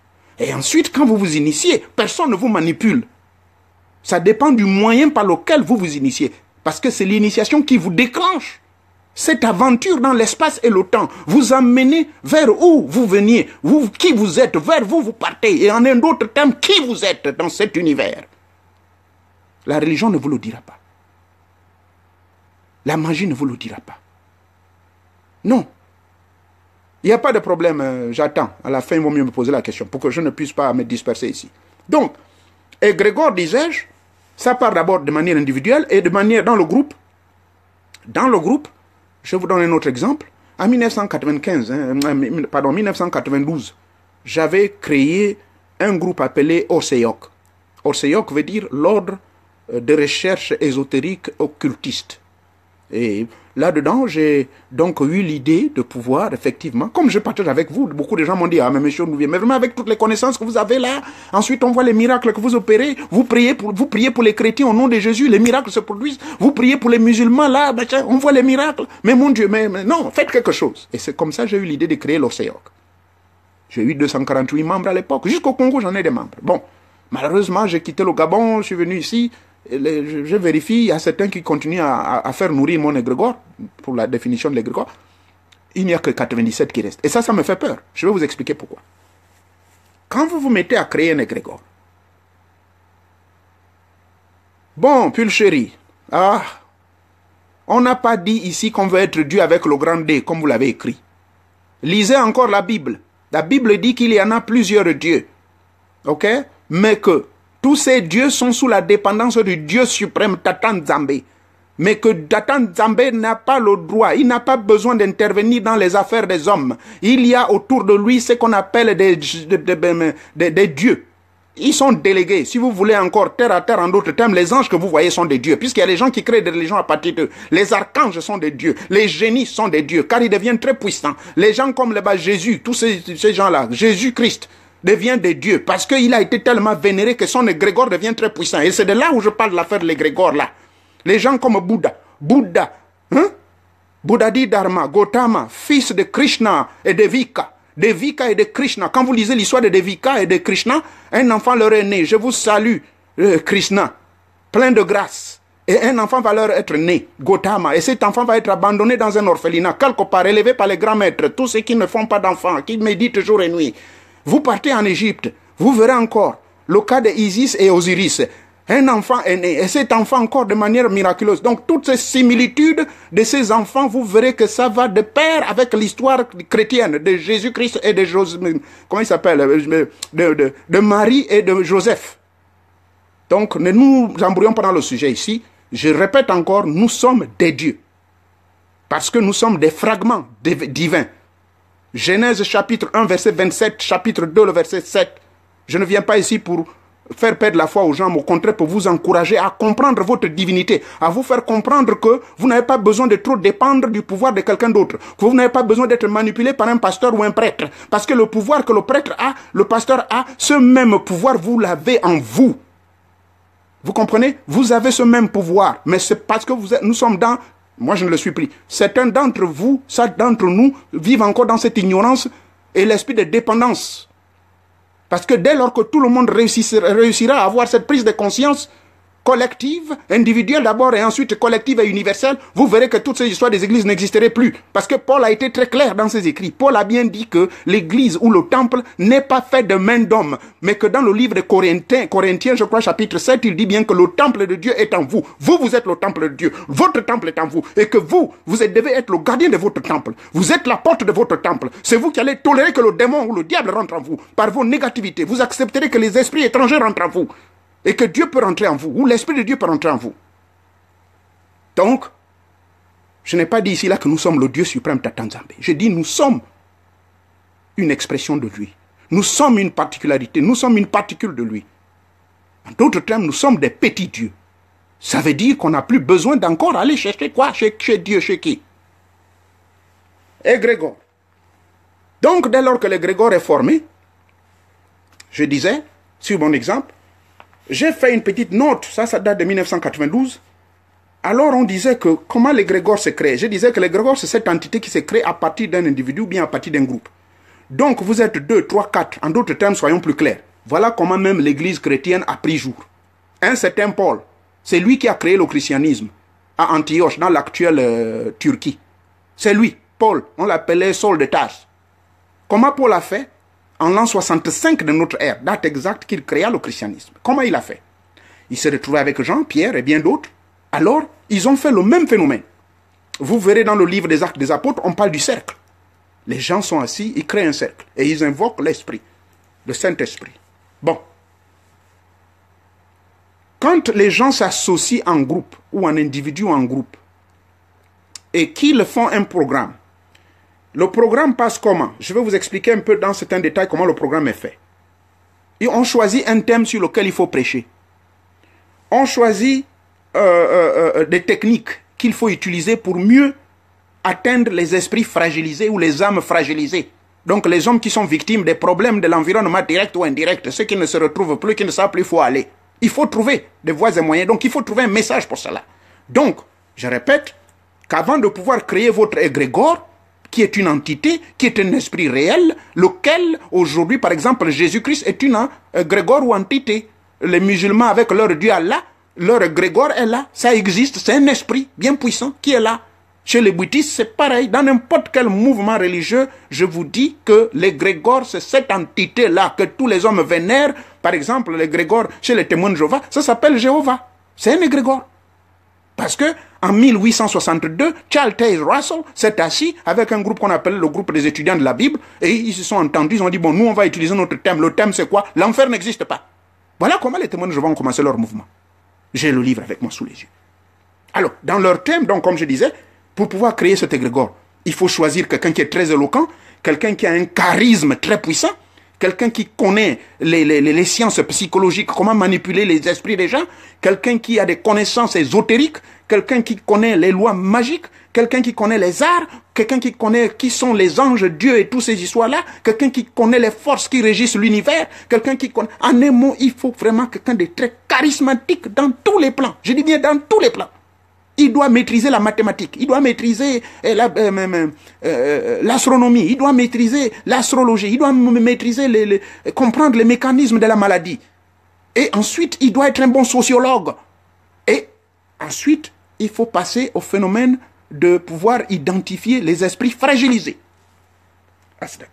Et ensuite, on nous dit ici que, au début, cet être-là est très fragile. C'est-à-dire que quand vous commencez à former votre mouvement là, c'est encore très fragile. Pourquoi il est fragile? Mais si vous êtes seulement par exemple 5 au début, mais c'est normal. Moi j'étais là à 248. Comparé par exemple aux musulmans qui sont près de 2 milliards. Vous comprenez qu'il y a une très grande différence. Donc l'égrégore des musulmans est le plus puissant au monde, suivi de l'égrégore des chrétiens. Les bouddhistes aussi, leur égrégore a une certaine taille. Donc la taille ou la dimension ou encore la force et l'âge de votre égrégore dépend de la dimension ou de la densité humaine. C'est-à-dire, ça dépend du nombre de recrues que vous avez autour de votre égrégore. Et ces recrues deviennent comme le logiciel, quand on parle en langage informatique. Ce sont eux qui sont, par la somme des énergies des gens qui sont autour de cette entité-là, c'est ça qui permet de faire nourrir cette entité. Mais si cette entité-là est mal nourrie, c'est le cas par exemple du christianisme aujourd'hui. Au début, l'église catholique, l'église protestante et toutes ces histoires-là, l'égrégore christique avait un certain pouvoir. Mais avec l'arrivée des églises éveillées, l'arrivée des églises de Kimbilikiti, je ne sais quoi, il y a tout un désordre, les gens amènent des mélanges, font n'importe quoi.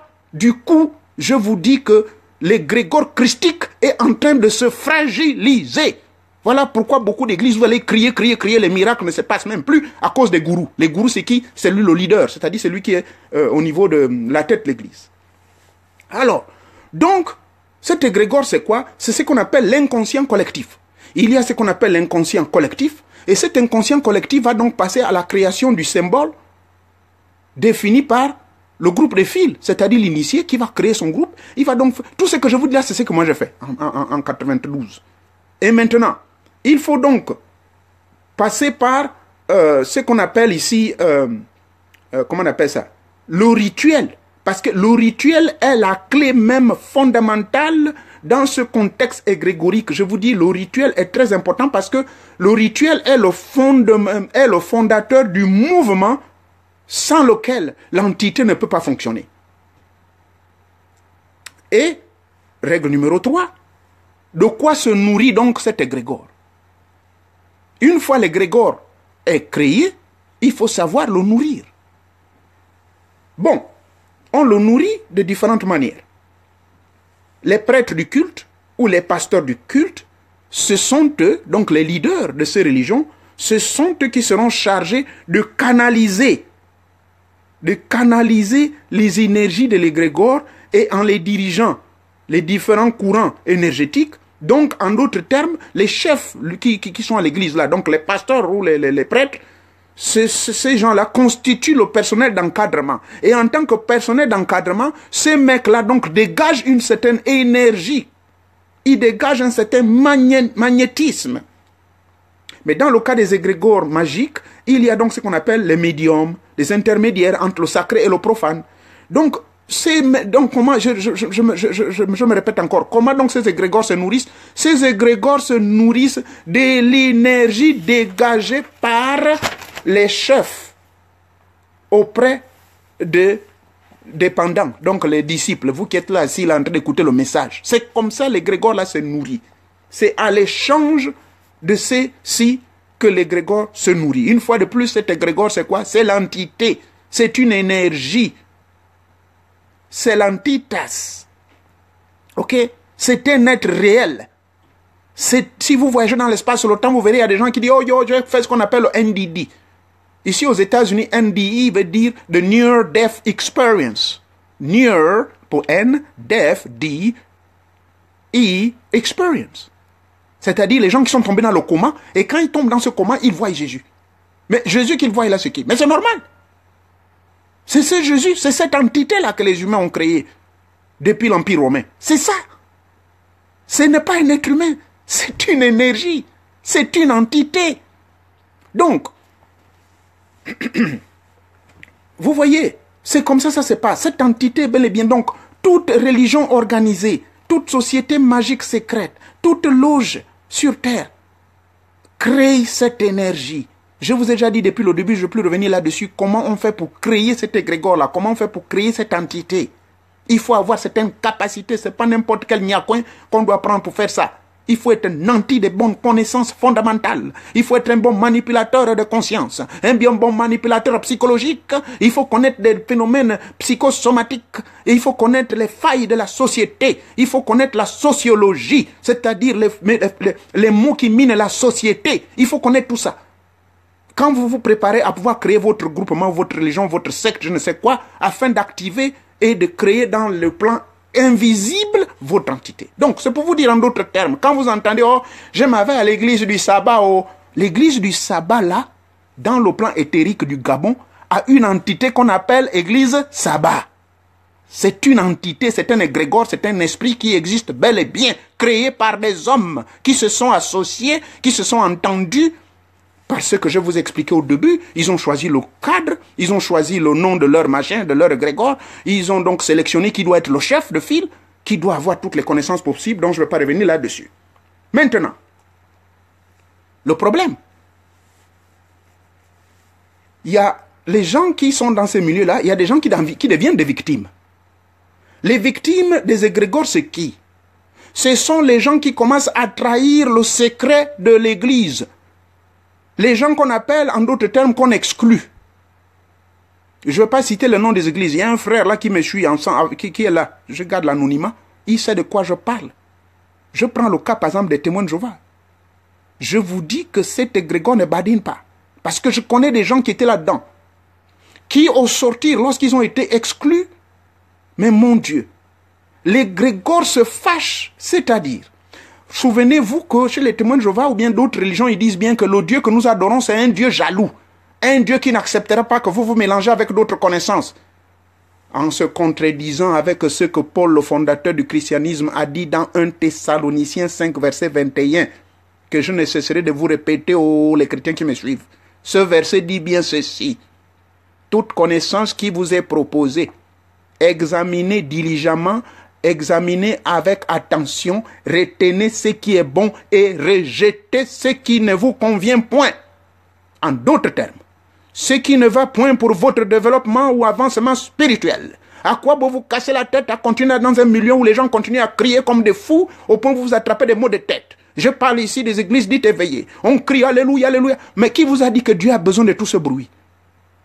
Allez-y en Égypte. Allez-y lire les livres de Moïse, mon Dieu. Le Dieu de Moïse, appelé Jéhovah, le Dieu des Hébreux, n'avait-il pas dit à Moïse que me demande un peu tes gens de cette terre? Moi, je suis un Dieu qui agit dans le silence, qu'ils arrêtent de trop se plaindre, qu'ils arrêtent. Donc, le Dieu suprême, Tatan Tsambé, par sa manifestation à travers nous, il recommande le silence. Arrêtez les agitations, ce n'est pas dans les cris. L'apôtre Paul encore lui-même va-t-il se contredire quand il dit que ce n'est pas dans les cris, ce n'est pas dans les agitations que Dieu va se manifester en vous, mais c'est plutôt dans les méditations et la recherche du Dieu dans le silence. Même Jésus encore, qui n'a même pas fondé une religion, n'a-t-il pas dit que lorsque tu pries dans Matthieu chapitre 6, il donne la règle d'or, comment on prie, comment il faut prier et rentrer en communion avec Dieu. Il n'a pas dit qu'il faut aller crier dans les églises. Vous voyez, la même Bible là, je vous dis, si vous l'analysez de manière ésotérique, beaucoup de gens vont abandonner les églises. Mais ce n'est pas mon but. Mon but ici, c'est pour vous expliquer ces histoires de phénomènes égrégoriques auxquels vous vous exposez. Donc, les égrégores, comme je disais, se nourrissent de vos énergies. Oui, une fois que vous êtes parti de ces églises-là, vous nourrissez l'égrégore en question. Vous, en tant que logiciel, vous faites partie des nourrissons. Donc, le prêtre, le pasteur, qui exploite vos énergies par le message qu'il fait passer, et vous êtes là, vous acceptez les contributions. Le rite est déjà formé, hein, le rituel est là. Jésus-Christ, le fondateur, Jésus-Christ, la vie, le chemin et la vérité. Voilà, il a créé son rite. C'est ça son rite de fonctionnalité. Dès lors que vous acceptez ça, tout marchera comme ça. Mais dès lors que quelqu'un va venir s'opposer, ça c'est son problème. Dès que vous allez vous opposer à ça, pour revenir sur l'histoire des gens qu'on exclut, moi, j'ai pris l'exemple des témoins de Jéhovah. Je vous jure, je connais beaucoup. Ils ont été atteints par des accidents mortels. D'autres sont devenus des grands fornicateurs, des bordels, des soulards. Mais ceux qui étaient malins, comme mon frère et moi qui me suivent là, quand vous quittez, vous appliquez 1 Thessaloniciens, chapitre 5, verset 21. Les frères sont venus me voir, mais comment tu as démissionné et tout ça là, qu'est-ce qui se passe? Ah, je parle des témoins de Jéhovah. Mais qu'est-ce qui se passe? Pourquoi tu nous quittes? J'ai dit, Matthieu, 1 Thessaloniciens 5, verset 21. Tout ce que vous avez dit, moi j'ai examiné. Moi j'ai vu qu'il y a certains qui ne comprennent. Pourquoi vous osez me dire que non, le Saint-Esprit n'existe pas? Pourquoi vous osez me dire que non, si tu crois en Dieu, Jésus-Christ ne va pas te donner le pouvoir pour guérir? Moi je commence à guérir les gens, vous me dites, oh je suis possédé par les démons. C'est quoi cette affaire-là? Pardon, moi je vous quitte. Je les ai quittés tranquillement. Jusqu'à l'heure où je vous parle, il m'est arrivé aucune séquelle. Mais si vous ne quittez pas, nantis d'une bonne connaissance spirituelle, et si vous ne priez pas fort, moi je vous dis, l'égrégore des témoins de Jéhovah est très dangereux, très fort. Ah oui, des gens sont devenus fous, des gens sont devenus bizarres. Bon, certaines de ça, c'est une chose que je connais, puisque j'étais là-bas. Il y a bien d'autres, que j'ai lu, des exemples, des témoignages. Donc, du coup, quand vous êtes expulsé de ces régions, il y a ce qu'on appelle le schisme. Le schisme, c'est quoi? C'est une cassure brutale de votre adhésion à l'égrégore. Et l'égrégore, donc, puisque l'égrégore est très jaloux, l'égrégore a été déclaré comme un dieu jaloux qui n'accepte pas qu'on le trahisse, qu'est-ce qui va se passer? Toutes ces énergies vont se tourner en énergie négative et venir vous gaspiller votre vie. Et vous payez le karma, vous devenez une vie bizarre, vous devenez fornicateur bizarre et toutes ces histoires-là. Donc, en d'autres termes, vous êtes exposé à des dangers, vous êtes exposé au diable. Bah, s'il existe, naturellement. Voulez-vous que je vous entretienne encore longtemps sur ce sujet? Ce serait trop long. En résumé, l'association, l'égrégore. Alors, chaque fois que vous verrez, quand je fais mes interventions, je parle toujours que laissez ces histoires-là, comment dirais-je, ou parfois je vous dis, oui, vous qui entrez dans les loges maçonniques, ou vous êtes dans les loges, je ne sais quoi, vous êtes dans les religions chrétiennes, les religions islam et tous ces soirs. Moi-même, j'étais musulman, Abdourazak, c'est mon nom, je connais la plupart des versets du Coran, je connais le soufisme qui est la pratique mystique de l'islam. Je guéris des musulmans à travers des prières. Je le répète, ne me posez pas de questions, c'est toujours la règle d'or. 1 Thessaloniciens 5, verset 21, c'est ça. Dans tous les parcours, je vous avais dit, j'ai été initié dans 17 milieux initiatiques, spirituels et mystiques. 17, je les ai bien sélectionnés. Jusqu'au Brésil, jusqu'ici aux États-Unis, jusqu'en Inde, j'ai été. Les diplômes, tous les papiers sont là. Initiation visible ou initiation mystique, c'est-à-dire je me suis déplacé dans l'espace et le temps, où les maîtres apparaissaient devant moi. Ce que je vous parle, ça vous paraît utopique, mais seuls les initiés peuvent comprendre ce que je dis. Ça, je ne raconte pas n'importe quoi. Donc, j'ai utilisé toujours la même règle d'or. Que toute connaissance, selon le fondateur du christianisme, l'apôtre Paul, dans 1 Thessaloniciens 5, verset 21, que vous pouvez relire, il y a des chrétiens qui me suivent, dans cette compréhension, selon la traduction que j'aime bien là, la traduction du français courant, toute connaissance qui est mise à votre disposition, veuillez l'examiner, la scruter, l'analyser, acceptez-la si elle convient à vous, si elle est bonne pour vous. Rejetez-la si elle ne vous convient pas et mettez-la à la poubelle claire et nette. C'est moi qui ajoute le mot poubelle. Mais en tout cas, Paul est clair dans cette vision et dans cette compréhension. Et le même Paul a bien dit, vous êtes le temple de Dieu. Et par conséquent, vous ne devez pas en faire du temple de n'importe quoi. C'est pour cela, quand vous lisez le livre de Galates, à partir du chapitre 5 jusqu'au chapitre 7, vous verrez qu'il vous démontre ce qu'on appelle l'alchimie spirituelle. Et cette alchimie spirituelle passe par quoi? Lisez les livres de 1 Corinthiens, 2 Corinthiens, et lisez également le livre des Romains. Il vous explique tout le phénomène ésotérique spirituel pour le développement d'un nouvel homme. Qu'est-ce que l'apôtre Paul appelle le nouvel homme? Un nouvel homme, c'est l'homme qui est créé selon l'image de l'esprit. Selon sa définition, il dit selon l'image du Saint-Esprit. Or, le Saint-Esprit va donc purifier, va vous amener un travail d'épuration intérieure. Il parle d'épuration intérieure, il ne parle pas d'épuration extérieure. Voilà pourquoi le même apôtre Paul parle dans, je crois, 1 Thessaloniciens chapitre 13. Il dit que le diable se transforme constamment en ange de lumière. Allez-y dans les églises. Dimanche, le pasteur vous prêche, il vous prêche, il vous parle. Dès que vous sortez de l'église, le diable vous attend même devant la porte. Vous avez tout oublié. Ceux qui rentrent à droite sortent à gauche. On vous voit, vous êtes là dans les ambiances bizarres. Vous êtes impliqué dans les drogues. Vous êtes impliqué dans les baiseries des hommes et des femmes. Vous êtes là en train de vous texter pendant que vous êtes à l'église. Il y a la distraction totale. Quand je vous ai dit que le Grégor christique a été victime de fragilisation énorme, partant depuis le 4e siècle en l'an 325, lorsque l'église catholique apostolique à Romania a vu le jour sous l'empereur Constantin le Grand, et au 15e siècle par le protestantisme, au 17e siècle par d'autres églises dites éveillées, qui ont vu le jour vers le 19e siècle aux États-Unis à partir des années 1800, notamment les témoins de Jéhovah, les adventistes du 1er et du 7e jour, jusqu'aux Mormons et toutes ces histoires-là. Toutes ces fragmentations au sein du christianisme ont amené une confusion au niveau de l'égrégore christique, c'est-à-dire l'égrégore ou encore l'esprit que vous appelez Jésus-Christ, ou le Dieu Jésus. Ça a amené des fragmentations et des fragilisations énormes. Par conséquent, nanti de cette information, je vous prie, allez-y dire à qui de droit que je suis responsable de ce que je vous dis. Aujourd'hui, l'Église connaît une crise énorme à travers des manipulations psychologiques qui affectent même la société gabonaise. Et ces manipulations psychologiques, comme je le disais, pour ceux qui n'étaient pas tout au début, ça se passe même au sommet de l'État. Il y a des hommes et des femmes qui sont formés dans les milieux politiques afin de manipuler le peuple gabonais, manipuler psychologiquement.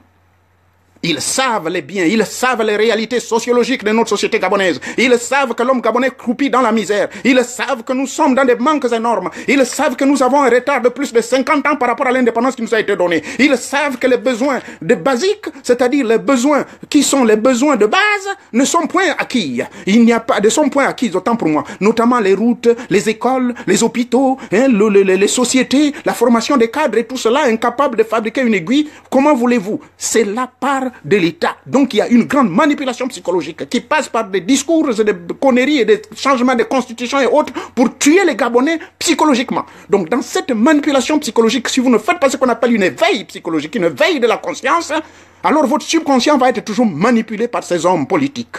Dans le cadre religieux, c'est la même chose. Ne dit-on pas dans le livre de l'Apocalypse, le livre de la Révélation, que la prostituée chevauche sur le cheval, elle est toute soûle, elle est contente.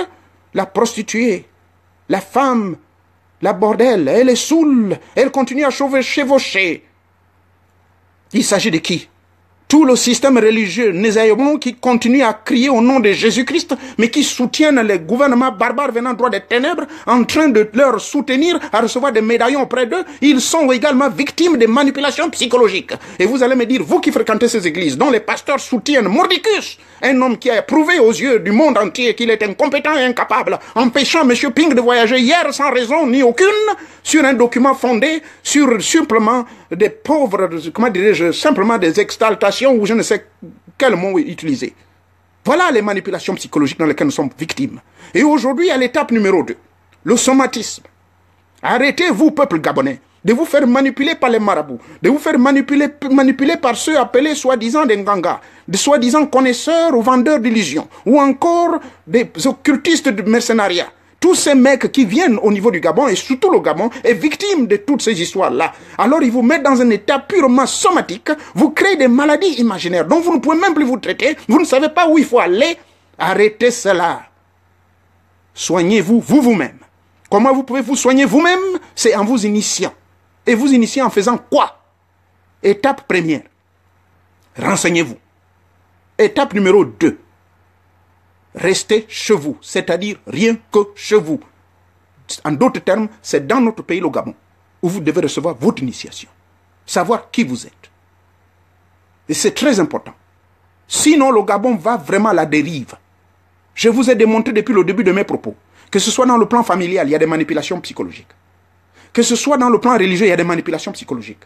Des détournements des femmes des gens. Des pasteurs qui touchent, qui prétendent donner la lumière ou des enfants aux femmes, aux pauvres fidèles en touchant leur partie génitale. On en a même jusqu'à voir à commettre des adultères. Où est-ce qu'on va, mon Dieu? Dans le monde politique, on n'en peut plus. Les exemples sont nombreux. Voyez-vous, de manipulation psychologique. On vient nous mentir au Gabon. Qu'on manque de l'argent, ça c'est des manipulations psychologiques. En entendant, allez-y savoir ce qui s'est passé au Brokiro, je ne sais pas comment s'appelle cet hôtel, hein, dont Bongo est propriétaire en France. Un hôtel qui a fait près de 300 millions d'euros, près de 195 milliards de nos francs CFA, qui est 195 milliards peuvent couvrir toutes les routes du Gabon, 1200 km, peuvent couvrir toutes les écoles, avoir des écoles de moins de 30 élèves par salle de classe, avoir des ordinateurs, Internet accessible, toutes ces histoires-là, plus de souffrance en création des entreprises, avec 195 milliards de francs CFA. Mais manipulation psychologique, Bongo a continué à mentir aux Gabonais qu'on a besoin d'argent, en allant chercher de l'argent auprès des organismes financiers. Et moi, j'ai intitulé ça, pour ceux qui n'ont pas suivi cette cassette, ça s'appelle la dette odieuse. Une dette odieuse qui permet de renforcer son pouvoir, qui continue à payer les militaires sans raison, et traumatiser les Gabonais. Allez traumatiser, heureusement, ils n'ont pas pu traumatiser notre président Ping à l'aéroport, qui a pu les affronter face à face et leur dire, mais c'est comment, qu'est-ce que vous voulez de moi? En d'autres termes, le Gabon est peuplé de plusieurs égrégores. Et ça, c'est le plus grand danger. Le Gabon est peuplé de plusieurs égrégores. Et toutes ces forces égrégoriques ou encore des entités, ou en d'autres termes des esprits qui pleuvent ça et là, qui circulent et qui sont en train de détourner la jeunesse gabonaise. Nous voyons dans des lycées, des collèges, des écoles, des enfants avec des couteaux, des douk-douk, qui sont en train de s'entretuer n'importe comment. On ne comprend plus ce qui arrive aux enfants. Ils sont possédés justement par la confusion et le mélange de toutes ces entités qui sont désormais, qui peuplent le corps éthérique du Gabon, et nos enfants ne peuvent plus contrôler leurs actions parce que, comme je vous l'ai dit, il y a une manipulation psychologique. Or, la manipulation psychologique se passe au niveau du subconscient. Personne ne peut contrôler votre subconscient en dehors de vous-même. Mais malheureusement, il vous faut une formation. Peu de gens sont éveillés et connaissent ce que je vous dis. Parce que même ceux qui sont dans ces milieux sectaires, ceux qui sont dans ces milieux de loges maçonniques, ceux qui sont dans ces milieux, il y a des lumières là-dedans, mais ils ont peur de se prononcer. Parce que, pardonnez-moi, peur de se faire buter. Et nous avons cette opportunité depuis ici de vous faire comprendre que les égrégores qui sont au Gabon, malheureusement, sont des égrégores très dangereux. Car la raison est simple. Jésus-Christ, l'égrégore de Jésus-Christ n'a jamais tué quelqu'un, n'a jamais fait du mal à quelqu'un. Mais c'est ce que les gens en font de cet égrégore aujourd'hui. On voit des voleurs, des voyous, des bandits, des détourneurs de fonds, hein, des corrompus au sommet de l'État. Et tous ces gens, allez-y leur demander, vous le verrez le dimanche, il est à l'église, cravate portée et tout, et tout, et tout. Vous trouvez ça normal? Donc les égrégores du Gabon, les égrégores religieux, magiques et tout cela sont complètement dans un état de confusion, du désordre. Et voilà pourquoi vous verrez que les Gabonais, ça ne marche plus dans leur vie de tous les jours. Il y en a trop pour un petit pays de 1 800 000 habitants, pas même 2 millions. Nous avons plus de 15 000 églises. Ce n'est pas normal. 15 000 églises, mon Dieu. Même les États-Unis, je ne sais pas. On n'a pas atteint ce nombre-là. Qu'est-ce qui ne va pas? Vous allez avec tout ça où? Quelqu'un bon matin se réveille, moi mon église s'appelle Jésus m'a rencontré. L'autre va dire, oh, moi mon église c'est Moussungu. L'autre va venir là-bas et dire, moi c'est Alléluia, c'est Jézabel. Mais ça va jusqu'où, chers compatriotes? Donc, je ne veux plus trop vous entretenir ce sujet, sinon on risque de rester toute une journée. C'était juste apporter ma petite contribution pour vous dire que les manipulations psychologiques, elles sont nombreuses. Elles sont d'origines diverses, mais dont nous pouvons nous-mêmes en être une victime ou en être un auteur. Nous devons faire très attention. Évitons d'être auteur ou encore victime, car la manipulation psychologique fait ravage dans les foyers, où les mensonges, de toutes les tromperies de toutes sortes, les infidélités circulent et le diable en profite s'il existe. Les esprits du mal que créés par vous-même en profitent pour cela. Ou dans le plan politique, je ne veux plus développer, vous avez tout suivi. Dans le plan religieux, c'est tout un scandale. Et tout ce que nous avons suivi. Un phénomène égrégorique. Nous avons compris que un égrégore, c'est une entité, c'est un esprit, ça existe bel et bien. Faites très attention à vos affiliations à toutes ces entités. Faites vos attention à ces affiliations à des égrégores étrangers. L'égrégore de l'islam, M. Mohammed, quand il a créé ça, c'est un arabe. Donc l'égrégore de l'islam, elle est purement arabe. L'égrégore des chrétiens, que celui qu'on appelait Paul. Paul lui-même, il est moitié romain, moitié juif. Bon, je dirais que plutôt il est juif, puisqu'il a embrassé la culture de sa mère qui était juive. Donc l'égrégore des chrétiens, c'est l'égrégore des blancs. L'égrégore des bouddhistes, c'est l'égrégore des indiens. Toutes ces histoires, nous sommes minés. Notre atmosphère est complètement minée des égrégores bizarres qu'on ne se reconnaît même pas. Donc, conclusion. En conseil de frères, veillez s'il vous plaît, adhérez à votre propre égrégore. En d'autres termes, soyez vous-même. Ne soyez plus victime des manipulations psychologiques. Ne soyez plus victime des états somatiques. Car tout homme sur terre est appelé à vivre et apprécier et aimer la vie, quel que soit l'âge.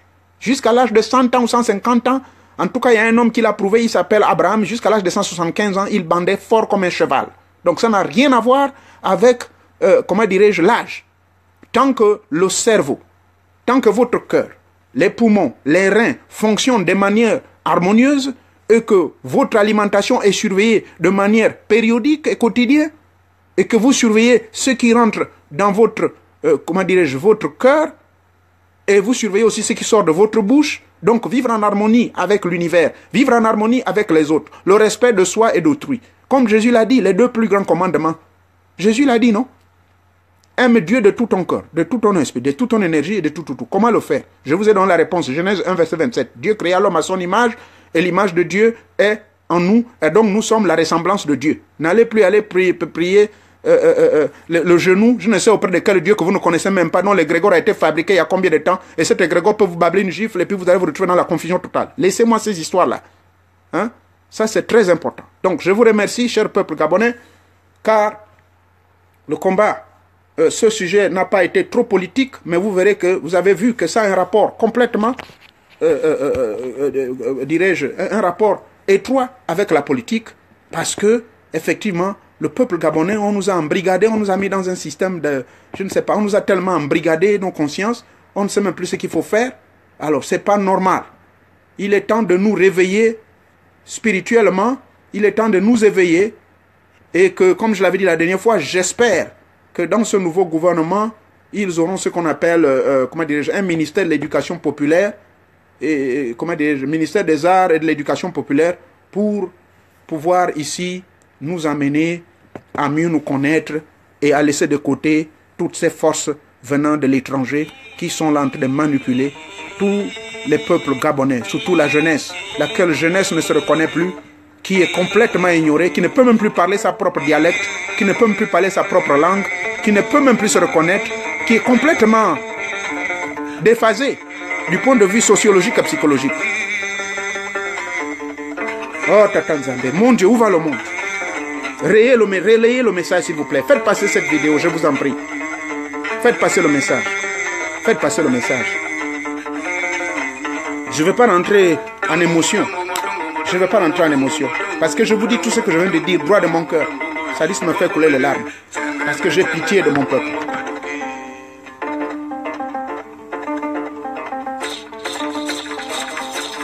Merci beaucoup, chers compatriotes. Merci. Merci de m'avoir suivi. Faites passer le message aux autres. Partagez cette vidéo. Mon devoir est de sensibiliser. Maintenant, tout ce que j'ai dit là, ceux qui se contredisent, vous avez mon inbox. Puisque j'ai constaté, mais j'apprécie Pulchérie, elle a posé certaines questions. Et je crois que j'ai répondu à ces questions. Sans offenser qui que ce soit. Sans offenser qui que ce soit. J'ai répondu à vos questions. Merci beaucoup, je vous en prie. Merci. Merci. Je ferai tout de mon mieux. Je ferai tout de mon mieux. Je vous avais dit la dernière fois que j'ai 1001 sujets que je n'ai même pas besoin de me préparer. 1001 sujets que je peux développer avec vous. Parce que j'ai mis mon pied partout. Je vous avais dit la dernière fois que pour moi, l'école ne s'arrête pas. Même là où je suis ici aux États-Unis, je continue après. Je ne vais pas vous dire la nature. C'est vrai, je fais psychologie. Mais je fais déontologie. Je fais sciences métaphysiques. Je fais ceci, cela, géographie, tout. Les mathématiques. La mathématique quantique. Ça, c'est la matière où je suis en train de me casser la tête en ce moment. Et mon fils me dit, mais papa, mon Dieu, à 54 ans, bientôt 55 ans, tu te casses. Là, il dit, laisse-moi ça.